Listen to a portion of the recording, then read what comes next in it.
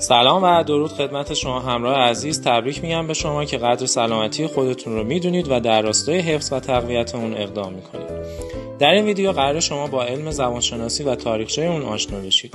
علم زبانشناسی علمی کهنه که چینی‌ها از آن استفاده می‌کردند و برای تشخیص بیماری و عارضه‌ها و جلوگیری از اون در ابتدا در دربار پادشاهان و به مرور زمان در بین مردم عادی رواج پیدا کرد و از اون استفاده می‌شد.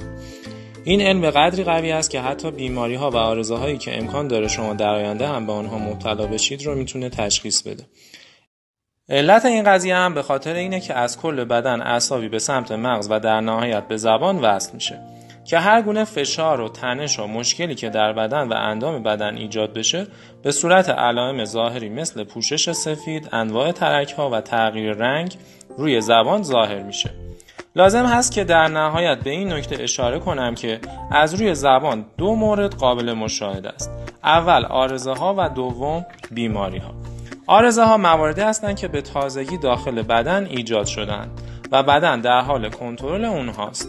ولی در صورتی که یک عارضه به موقع رسیدگی نشه و از کنترل بدن خارج بشه به صورت بیماری نمایان میشه که شما در قالب درد و تغییر شکل و یه سری از علائم متوجهش میشید. لازم به ذکره که اینجا به این نکته اشاره کنم که عارضه‌ها در آزمایش خودشون رو معمولا نشون نمیدن، چون که از حالت نرمال بدن هنوز خارج نشدن و در آزمایش ها ما متوجه اونها نمیشیم. ولی زبان شما کامل اون رو نشون میده که ما میتونیم اون رو تشخیص بدیم و با یک سری تمهیدات میتونید از پیشرفت اونها جلوگیری کنید. ممنون از همراهی شما.